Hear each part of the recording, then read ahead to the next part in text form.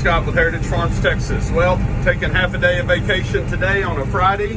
What are we doing?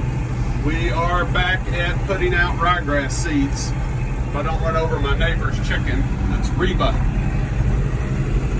Her name is Reba. She's a special chicken named after Reba McEntire. But anyway, I digress. So we are back and we are putting out ryegrass at telephone 2 today. So I've got basically half a ton of seed on the front of the tractor, and we're going to get it out there. But before we get started this weekend, guys, if you could do me a favor, please, if you're new to the channel, hit the subscribe button, ring the bell. That way you'll get notifications of future content. It also really helps our channel grow. And if you would, please leave us a thumbs up. Or if you don't like the video, leave us a thumbs down. And we'd love to hear from you. Leave us a comment. And once again, if you're new to the channel, leave a comment and let me know. I'd love to come by and check out your channel as well. I've made a lot of great friends through the YouTube experience. So, we are at it today on Friday afternoon, and I'm afraid it's going to take Friday afternoon, all day Saturday, and part of Sunday to finish this, but it's got to be done. So I'm going to give you an update on some of the benefits of putting out ryegrass as we get started here shortly. Okay, now that we got the seed over at the telephone 2 property, I'm making my second trip. This time I'm carrying the harrow.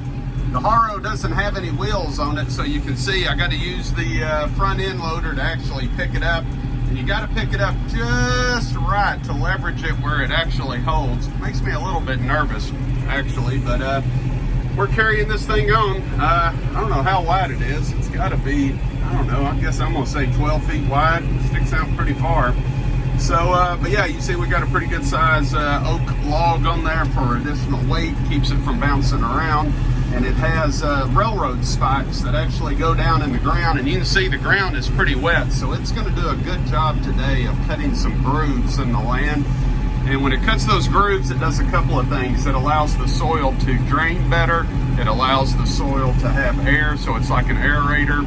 But more importantly, it busts up the little bitty clods, because Dale is already here this morning and he's getting a jump start on lightly disking the pasture. And I'm going to come behind him. We're going to spread the seed, and then we're going to drag the harrow over it, which allows the seed to make contact with the soil. And the soil being damp, hopefully that'll be enough to help start the germination process. So we'll see, but that's what's on deck.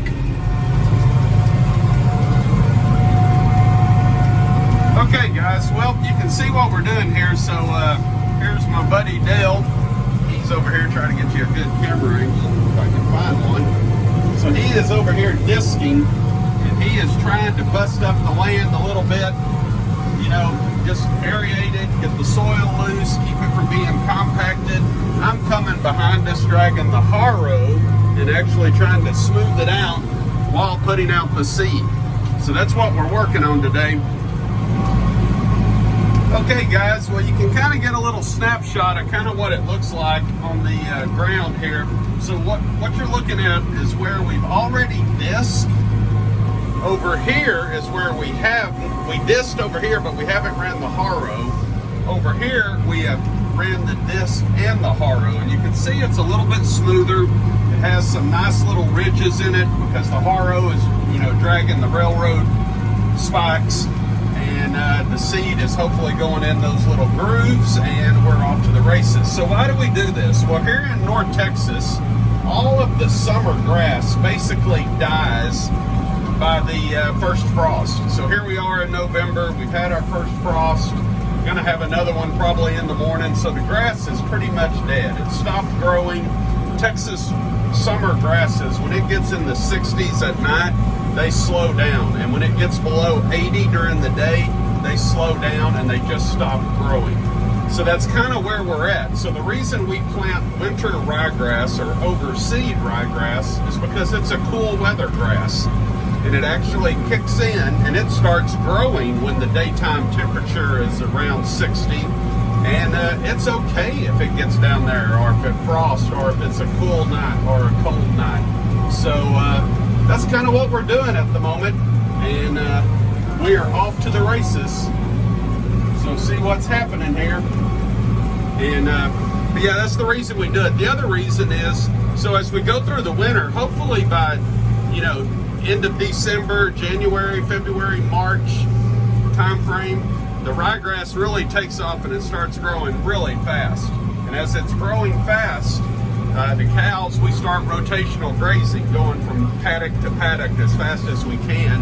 And this will actually carry us all the way until spring, and we get into April and May, and really helps us bridge the gap. The cows will eat a lot less hay if there is ryegrass that they can chase, and that's why we do it, because, you know, at the cost of a bale of hay compared to the cost of ryegrass seed, you're better off to put out as much ryegrass as you possibly can. The other reason we're doing this is because it makes the pastures much more pliable, and it helps the summer grasses when they come back out as well. Because when we're doing the rotational grazing on the ryegrass, what that does is, Greg Judy would tell you, a great channel you need to check out if you haven't. He will tell you that, hey, the cows are spreading fertilizer, aka poop, and that really helps. The cows are also, you know, aerating the soil with their hooves, and they are building carbon, if you will. So that's what we do, and it's a process, and you know, it's going to take 2, 3, 4, 5 years of doing this to really see a lot of results. But last year was the first year we did this, and it really saved our butt going into May, because we were having a lot of cool nights, so the summer grass wasn't growing, and thank goodness the ryegrass carried us into May, because I pretty much ran out of hay last year. So that's why we do what we do. So there you go, the life of a weekend rancher and farmer.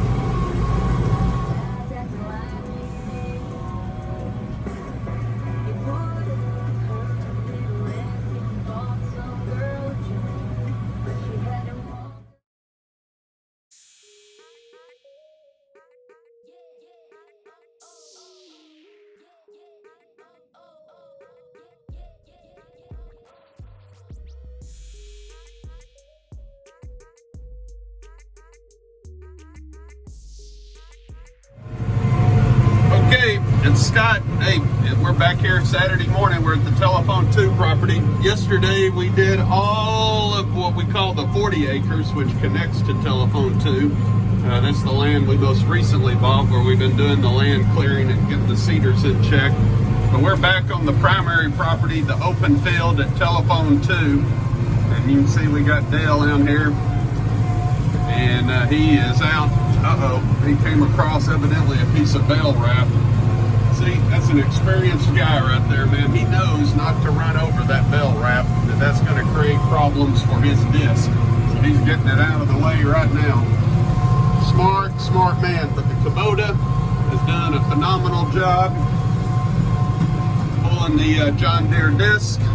We're pulling the New Holland with the harrow and the spreader on the back. You can see we are back at it, throwing some ryegrass seed. So that's what we're doing. We're making pretty good progress. It was a nice 32 degrees here this morning. So that's pretty much the end of the natural grass growing for 2021. Now we just got to hope the ryegrass comes up. Kimber.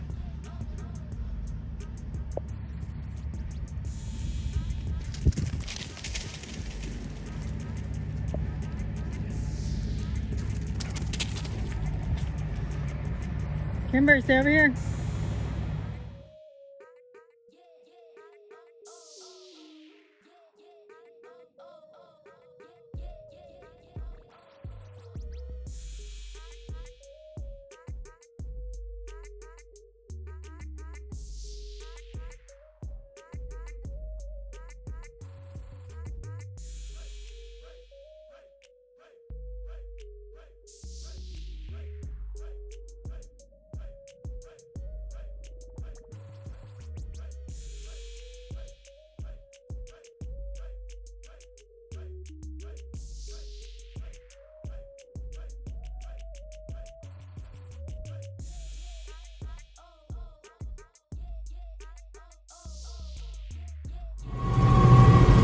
Okay, well, it's Saturday night, well, Saturday afternoon. It's about 3 o'clock, and we are burning daylight. You can even see how the shade is starting to encroach on this field.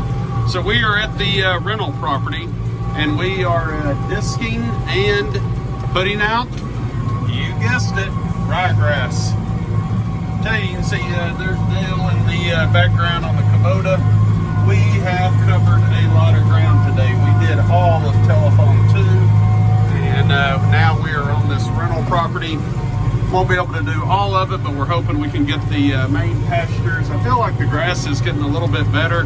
This property has not been disked in a long time, and I think by disking it, putting in the winter ryegrass, that'll carry us over to like May of next year, and hopefully then the soil will be improved a little bit, and we'll see what happens with the summer grass.